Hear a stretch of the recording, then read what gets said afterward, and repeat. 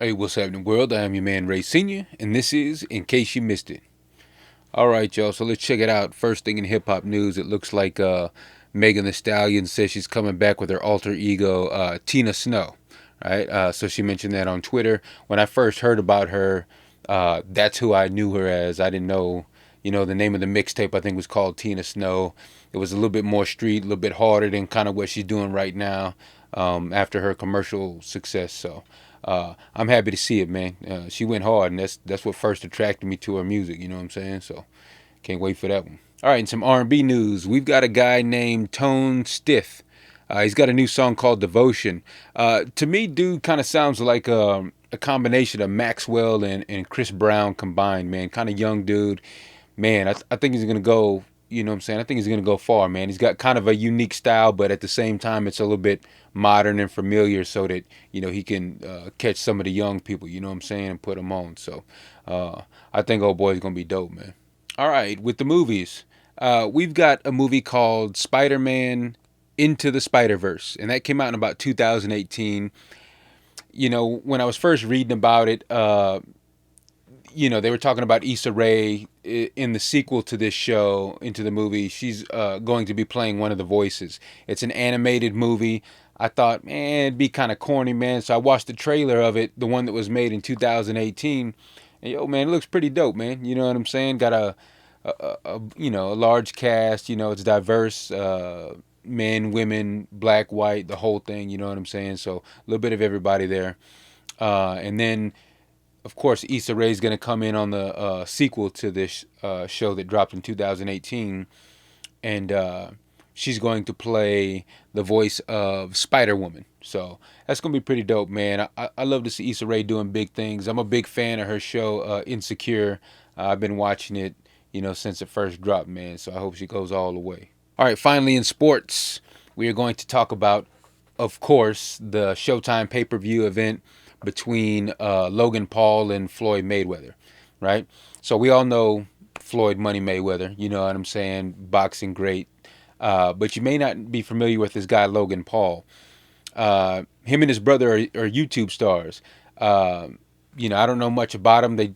To me, they just seem like a bunch of rich kids who had, access to cameras and kind of just did whatever they wanted, man. And you know how they was being silly and everything like that, and they just kind of blew up on YouTube and decided to try to monetize that. And they're doing a great job of that, you know what I'm saying? So I ain't mad at these boys for getting their paper.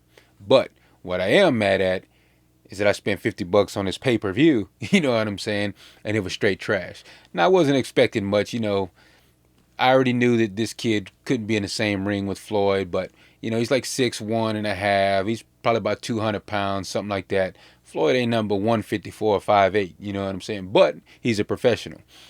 So I said all that to say this. Floyd, of course, won, and I'm not spending money on any more Floyd Mayweather fights from here on out, man. I'm just keeping it real.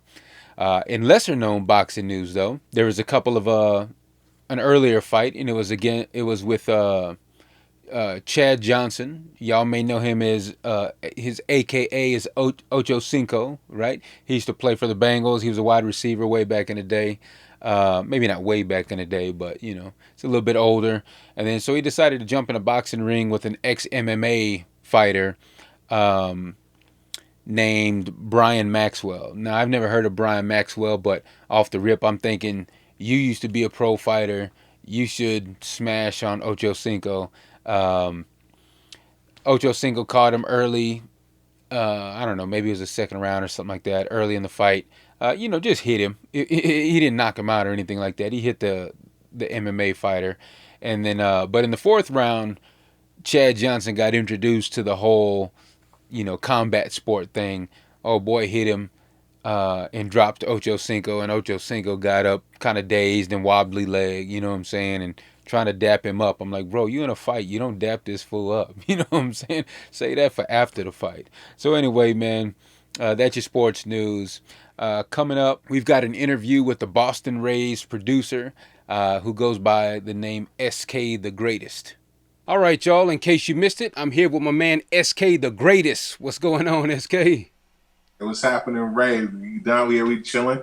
Good to see you, man. Good to meet with you on here. Pleasure to do this thing on this interview today.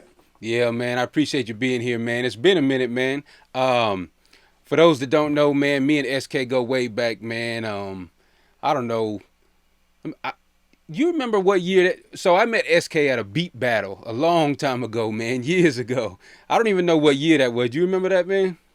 I was 2010, 2010. So it's been 11 years now. 2021, 11. 2010. That's crazy, Yep. man. 11 years. So I've known SK for a while, man. He's a good friend. But something you guys may not know about him, man. He's a super dope producer. I know my man's from Boston out there. I've listened to a lot of his beats, man. You know what I'm saying? And the boy's, he's versatile. You know what I'm saying? He's got a lot of dope stuff out there, man. Real quick, SK, just tell them about yourself, man. Where you from and how you got here in Austin. Man, I appreciate it, man. Well, I'm originally from Boston. Go by SK the Greatest. Music producer, recording engineer, sound designer. Like I said, born and raised in Boston. Ended up moving to Texas, Austin, back in 2006, and just kind of been grinding ever since. I work with a lot of sample based music there, so I like to get in there and digging the records, digging the crates, chop up sounds and samples, and kind of go ahead and do my thing like that there. So Yeah, no doubt, man. So if y'all see SK, man, you can't miss this dude because he's like 6'7" or something. Is that how tall you are, man? almost 6'6". I always wish I was gonna be 6'8" when I was little there, but I came up a little bit short, but I did make it up to 6'6". Yeah, and I So yeah. think, I've seen pictures of you, man, posting online, and you used to play ball in college, man. Uh, how long did that last, and was that your first love, or was it always music? Yeah, it was basketball. Like I was a basketball player. I played in high school, and I played in college on a scholarship there. So, I was real heavy into basketball. Back in Boston, like the basketball scene is real heavy. I know here in Texas, like people's you're really into football. Hmm. But on the East Coast, back when I'm from there, basketball just came there. So, I came up in high school. I was captain of my team back in my junior senior year. It was all star in the city. I went on to college and played basketball on a scholarship there, and I won a championship in junior college there. But I went on a 4 year school there and continued to play until my eligibility was up and I graduated. And from there, like when I was in school, that's when I kind of started to kind of explore a little bit more about the music production, and that's kind of where it took off. Here, from started off in the basketball court, and I ended up in the studio. Nice, man. Do you have is so? Do you come from like a musical family, or is it just you out there that just picked it up? Well, the music really just kind of was inbred in me from my parents. My folks they're real heavy into music. My style, my production style really kind of I can kind of credit my dad for that because I like to listen to '70s soul and sample from that, and that's kind of like the music that I was playing around the house. He was always playing like the Temptations and the OJ's, the all the '70s soul music, that was always playing around the house, and it was a good mixture because my mom was real heavy in the gospel music there, so we got a little bit of a wide scope of different music genres, and I was exposed to growing up, and that's kind of where I got the start, and that love for the music kind of was born right there in that point. Yeah, man. So I guess if folks is looking for that East Coast sample based stuff, you the real deal. You know what I'm saying? Uh, it's a lot of people out here in Austin. They really vibing off that sample based East Coast kind of, that sound. You know what I mean? Have a lot of people reached out to you, or have you worked with a lot of different artists? Specifically because of your sound. Yeah, I think that's a good, a good point there. Like the sound is, you know, East Coast is like kind of like the birthplace of hip hop, and that's kind Hmm. of where like a lot of the music kind of originated. And like hip hop started on sample based music. So I think that when people are looking for that traditional sound, if they're looking for an East Coast sound, a lot of people will come to me for that. But I like to dibble and dabble a little bit and kind of mix it up too. I don't like to put myself in a box to where I can only do one thing. I like to be able to kind of branch out and experiment with different sounds and different forms of hip hop. It's kind of take it from there. I base it off of feel. So I don't really have a whole lot of technical training. And the music is just all based off feel. You know, whatever it feels good, that's what I usually go with there. So Right. So what's your process like, man? You mentioned you growing up in the house and they're playing records. When you throw on a record and you get ready to sample, like, how does the process go? my process is really just kind of vibing. You know, I take a record. You know, a lot of times I'll go digging for records, so I'll go online nowadays and I'll look up. I'll try to find some records, but I'll just sit back and listen to it, and like whatever kind of catches my ear, kind of gives me a certain feeling or a vibe. You know, I usually kind of start from that. So it's just listening at first. You know, just kind of taking a record. You know, playing it through. You know, I may skim through some stuff. If it's something I know I'm not going to really feel. I may kind of skim through it, but you know, you know, if you see back here, I got my record players there, so I still collect vinyl, and you know, I listen to it, and you know, whatever kind of catches my ear is like, okay, I might run that back a little bit, and if I keep wanting to run it back, and I'm like, oh, we got something right here, I'm gonna take that and kind of work with it and try to see what I can come up with. You know, sometimes what I'll tell my students a lot is that, like, sampling takes talent in itself just to be able to listen, to hear something on a record that no one else can hear. So there have been times when, I'll listen to a record and then I probably listened to the record, I don't know, 50 times or something. You know what I'm saying? But it's like that one song, I just catch that one little piece that I never caught before. And I'm like, man, I can up there, I could just flip it, filter it out and just use the strings or something on the high end or something like that. Um, I don't know, man. I personally don't feel like I have that talent like a lot of people who really make that music. I can find some stuff and use it, but some people, man, they got that ear, man. Yeah, yeah, I think it's just like you know, it's an innate talent, and everybody kind of has their own lanes. You know, it's not for everybody. You know, everybody can't sit down and listen to a record and sample, but you know, everybody also can't sit down and create a synthesizer sound and like you know what I mean and design you know their own custom sounds and 808s and drums and all that kind of stuff too there. So you know, I think there's a you know a lot of different. You kind of have to kind of find you know what you feel comfortable with and you know just kind of take it from there. You know, kind of start. You know, when I started off making music, I was trying to emulate my favorite producers at the time there. So you know, I would listen to somebody like, and I was a big Wu Tang fan there, so I would listen to the RZA music, and I would try to emulate that. It was like the Swiss Beats era, and I was like trying to emulate Swiss and then Timbaland and you know all these different people. And it was like eventually you work with that, you start to kind of figure out your own kind of way doing it there. So, you know, you start out by emulating people that you admire, and then you just kind of branch off into like, you know, kind of when you get comfortable with it and you're more familiar with your equipment, and now you're doing your own thing, and then now you come up with your own sound in your own way and your own way of flipping samples and all sorts of stuff. So, you You know? know, you mentioned some of those folks, man, like a Timberland and all these guys. What a lot of people don't know is that it's not just Timbaland or Dr. Dre making the beats all by themselves. They got a whole production team. You know what I'm saying? Like Yeah. recently, I saw a video on Timbaland, and he was like he hired Scott Storch to play the keys for this this record they're working on. So it's like these dudes are like, I don't know, man. They got a whole big production team. How do you feel about that? Do you prefer working by yourself, or would you rather have a big production team, or is it just budget or what? Yeah, I think that's when you really start to dive into the actual music production because you don't have to touch a drum machine to make, you know, to be a producer. You know, you could be a beat maker and make beats, but producing is going to involve like you work with other people, collaborating with musicians because you know, I don't play instruments, you know, traditional. I'm not like a classical trained musician, and a lot of people aren't, you know, but they can go work with an artist or work with a musician, a violinist or a guitar player or a bassist or you know or somebody that plays the keys or whatever, you know, and kind of you know create something from there. So you know a good example of that would be P Diddy or Puff Daddy. You know he don't play instruments, but he knows how to you know he has a good ear and he can you know kind of direct the person that's playing the keys. You know I want you to do this and or I want you to do that on a guitar or that sort of thing there. So I think that's where you get your production hat from actually being able to work with other artists and kind of go from there. Because otherwise, you're just really just making beats. You know, there's a difference between being a beat maker and being a producer. Oh, for sure, man. When you look at the greats, the Quincy Jones, the Dr. Dre's, and the Timberlands, like they may do one thing, but Yeah, there's definitely a difference between a traditional producer and a beat maker. Not to say that beat makers aren't needed. It's just it's like another instrument. That's like you playing the piano, in my opinion, anyway. You know what I mean?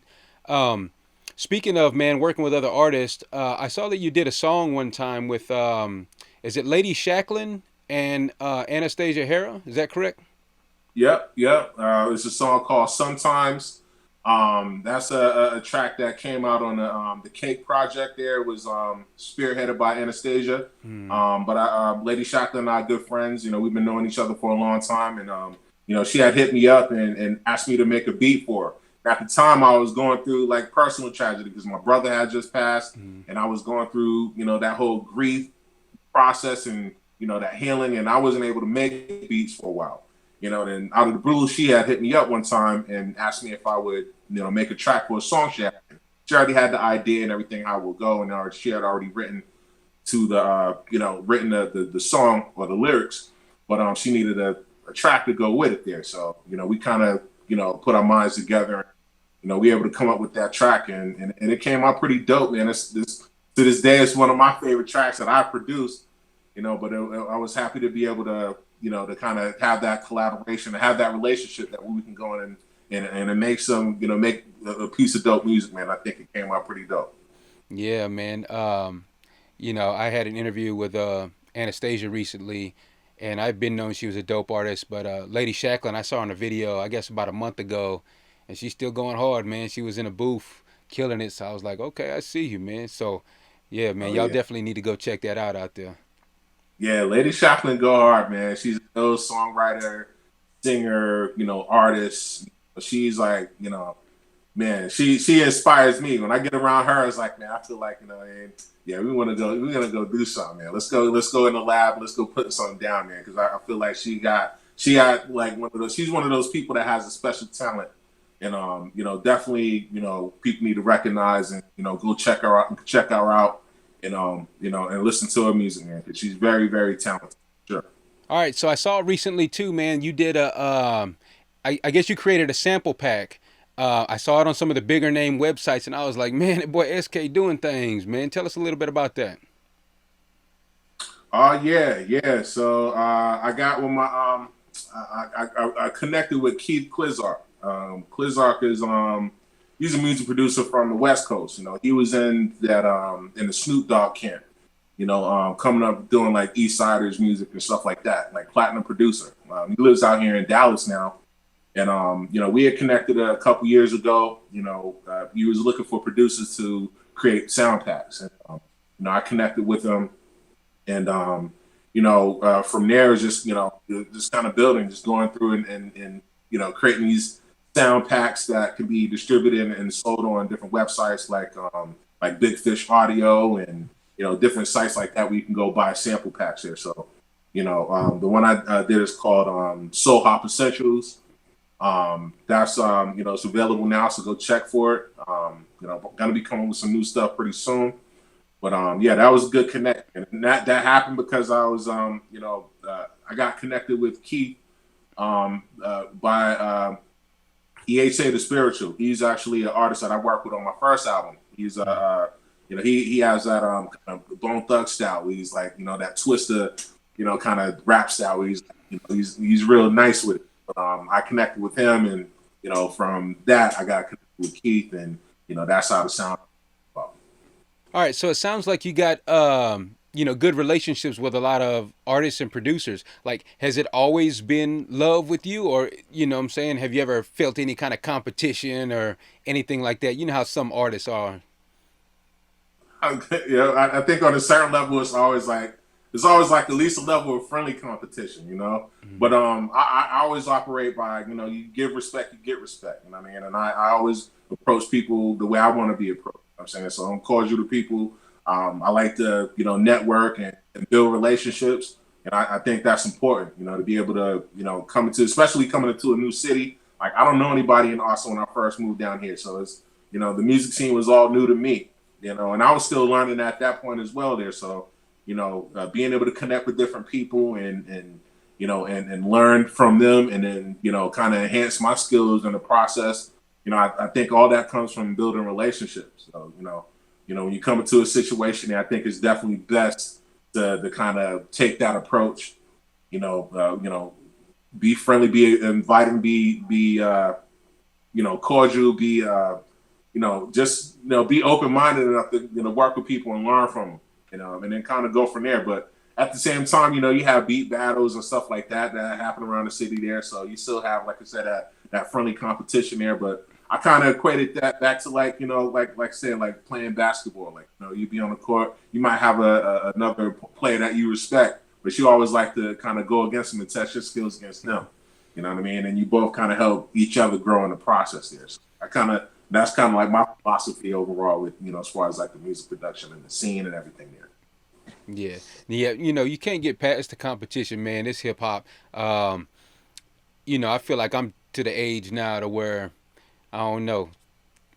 I guess I'm losing. When I was a young man, I had that fire, man. You know what I'm saying? But now I'm just chill, man. I'm like, where's that young Ray that used to have that energy, man? Sometimes I miss him. You know what I'm saying?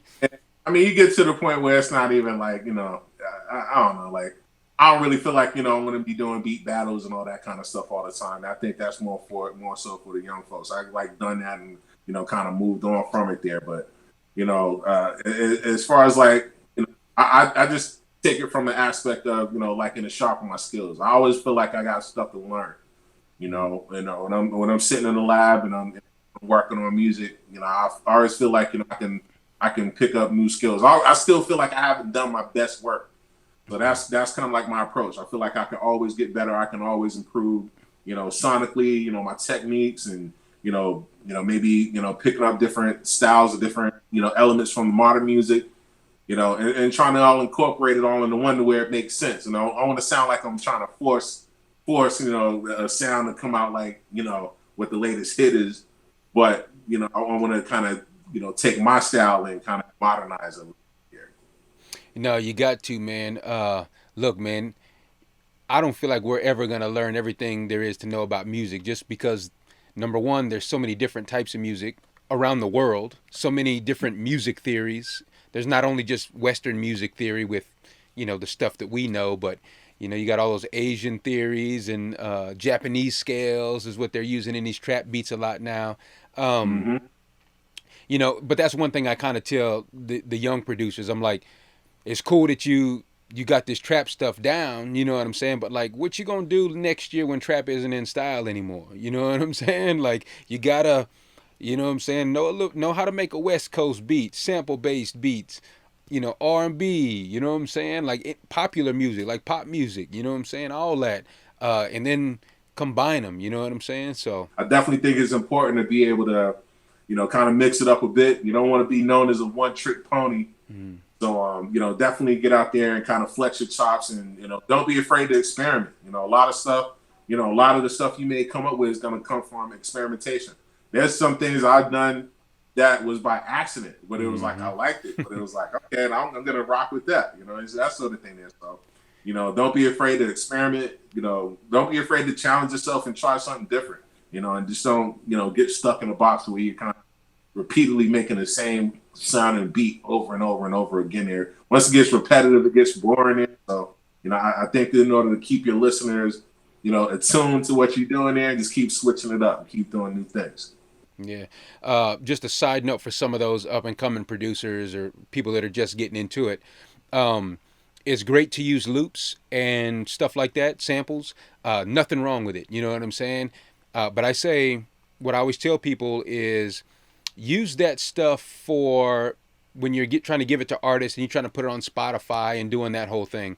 But when you're trying to get a sync licensing deal, like for movies, commercials, all that kind of thing, those music supervisors don't want to use your music if you don't have the rights to it, right? Or like any loops. They don't like when people use loops and stuff like that. So they prefer that you play your MIDI and all that kind of thing. But we've got MIDI packs now out there. Um, all over the place. So you just choose the right sound and throw one of those little MIDI packs in there, and you should be okay. Now it's a little bit different. I understand. You know what I'm saying? A little bit more work. Like you can't crank out beats like once a week. You know what I'm saying? But I don't know, man. That's just what music supervisor told me. So I'm just passing it on, man. Information out there. Take it if you want to. don't if you don't want to. You know what I'm saying? So Yeah, definitely just kind of come with your own style. You don't want to just, throw a loop and put it out there. You want to put your own stamp, throw an effect to make it unique. Do something that's going to make it yours. mm-hmm, Because if you got a sample pack, chances are somebody else got that same sample pack. So, mm-hmm. if you put out something there and they put out something, all of a sudden there's like a conflict and all that kind of stuff there. So, I think the best bet is just kind of, taking something and flipping it in your own form, flipping it in your own way, and that's unique to you, and just kind of take it from there. Yeah. No, I mean, you and I both know that. I'm just trying to let those young people out there know that you know you gotta flip it, man. And then here's the thing: is there's an art to flipping these things, man. You know what I'm saying? Like it's an art to be able to listen and choose one that sounds good.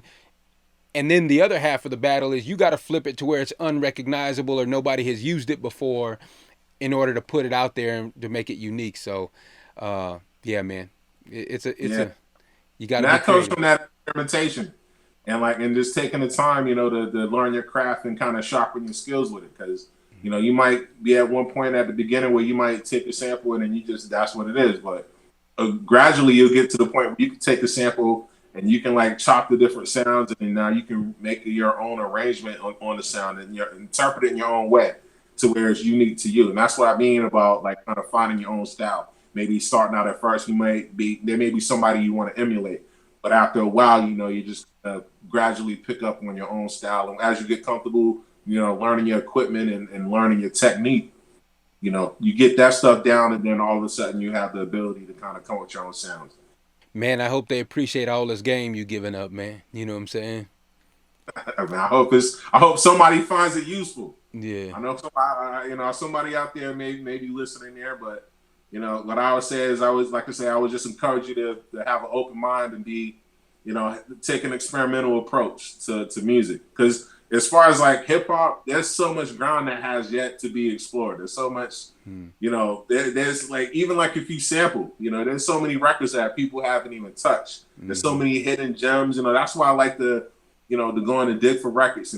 I find stuff that you may not find on Spotify or Apple Music or YouTube or whatnot, and then you might find that hidden gem, and then you're like, I could rock with this. Nobody else has done it before there, so you can kind of have kind of blaze your own trail and form your own lane, based off that there.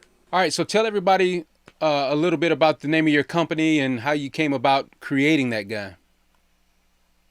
So the company's called GMGO Music. It's an acronym that stands for Getting My Grind On Music, and it's really just symbolic of the grind and hard work. Because there's no replacement for hard work. And you're gonna nothing in life that's work is gonna come easy to you there. So you're gonna have to work for it. You're gonna have to put in the time. Put in the effort. And just kind of go from there. The color scheme on the company is green and black, green, black, and white, basically there. But the green is like the color motion, like you see the green light and you go. So that's kind of like what the color scheme worked out too. But as far as the company there, I like to be able to have that brand associated with quality. I feel like I have a high standard on things I like to release under that brand there. So you know, it's it's good to have there. I also like to make sure that when I'm putting stuff out there, I want to make sure that it's quality. And make sure that anything that's associated with the GMG as a brand is something that people could speak for, that I could stand by, put my stamp on approval on, and so forth there. So yeah, that's the brand. Music production. I do a little bit of graphic design. Of course, sound design, stuff like that. I also do like DJ gigs for like family friendly events and stuff like that, like like cookouts and birthday parties and that sort of thing. There. So that's all under the umbrella of GMGO Music there. So check us out, like GMGO Music on all the social media platforms. What's next for you, man? Like, I know you got some new music in there. I know you be working on it. What's next? Man, like just trying to continue to come with projects, man. My last album I released was back in 2019 there, so I'm aiming to put out something this year, 2021. Usually I like to go in the odd years, so it's 2017 and 2019, 2021. I'm looking to put out a project. Hopefully I'll have something ready for Juneteenth. I'm gonna shoot for it there, but I'm Mm-hmm. not gonna, I'm not gonna, put a stamp on it just yet because I still gotta kind of formulate things and kind of figure out, figure it out. That I always want to make sure that I'm putting out something that's going to make sense, and it's something that's going to have that quality to it as well. There, so looking forward to just working with working with new artists there. Mm-hmm. Continue to produce and get on different projects and so forth. There, so just always on the grind, continuing to work. Do you have any place, man, that you put your beats out there for sale or lease, or so some of these people out here who are just rappers and like, yo, I need that boom bap. Like, how do they get in touch with you and check out your music, or go about that? My music is mostly gonna be on Bandcamp or SoundCloud. Like my Mm-hmm. Bandcamp is gmgomusic.bandcamp.com. If you get on there, you can see my whole catalog, my official releases.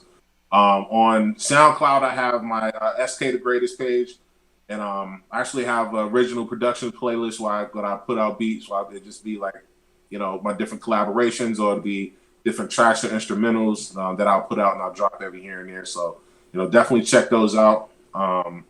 Occasionally I'll drop a beat video on like YouTube, or on Instagram while, make the beat and like put a little video to it and put that out there so people can check out. But mostly catalog is going to be on Bandcamp though. So if you go to my Bandcamp page, you'll be able to check out the different albums. Got a couple instrumental albums up there, compilation album, featuring different artists from across the country there. So, some good stuff. But that's going to be mainly where you're going to be able to check it out, like on Bandcamp and SoundCloud. So for Juneteenth, we should at least expect a single, right? I got to do something. I got to do something there. Yeah. See, right. It's only right. I'm trying to pressure you to put out at least one song, man. Let these folks hear something, man. I got some stuff there. I want to make sure it's right though. Like Yeah. I'm real meticulous when it comes to my music releases. I don't like to put out something unless I'm like I absolutely love it. If I'm like if I listen to it and I'm like I could do this better and that's like that's like kind of that producer hat Mm-hmm. that comes into play and then I'm like working on music forever. But I think it does come a point where you just got to let it go. You know what I'm saying? You just got to be like, all right, just go ahead and put it out there and see what it do. But I think when you're a producer, you're just you're more meticulous about music. Even when I listen to other people's music, a lot of times I'm listening to like the technical things of like how's this EQ'd and how's that kick, how's that kick hit with that snare, and all that kind of stuff there. The 808s, so you kind of listen to it with a different kind of perspective when you're music producer. And I'm pretty sure you relate to that as well. Yeah, and the thing that's so cool about it is the average listener don't care about none of that, dog. You know what I'm saying? Yo. Yeah, yeah, and that's the thing. Like I was thinking about something too. Like people's like what equipment you use and all that kind of stuff. There, average listener don't know about none of that. Is it jam or is it not? That's really what's important to it. So I think that as producers, that's something we should be able to to adopt as well. Kind of take that philosophy. Do it jam or do it or not there, and that's pretty much it there. So we're like, did he PC on that one? You use machine on that one there, or what beat you use, what all that kind of stuff. Like people don't really care about that. They don't care, man. All right, man. So give everybody your IG handle, man, where they can follow you at. You can follow me at GMGO Music on Instagram, on Twitter, on Facebook, on pretty much all the social media, on everything online. Look up at GMGO Music. You can find me. You can also find me on SoundCloud at SK the Greatest. That's SK the Greatest, like Muhammad Ali. So if you go check me out, I'm pretty sure you'll hear something that you like. Hit me with a message. Send me some feedback. I'd love to be able to to connect with people and establish relationships and kind of see what we can do. If there's something we can do together, I'm always down to work there. Feel free to reach out. Check me out online, and we can go from there. No doubt, man. Everybody, go check him out. SK the greatest, man. I appreciate you coming on tonight, brother. Yes, yes. Peace, peace. Appreciate you having me. It's been a pleasure. Good conversation. I always like chopping up with you about music there. So it's good to be able to get on to do this interview for the people, man. So I hope y'all enjoy. I hope it's something that you can gather from this interaction there, and I look forward to hearing new dope music from everybody. Man. No Peace. doubt, man.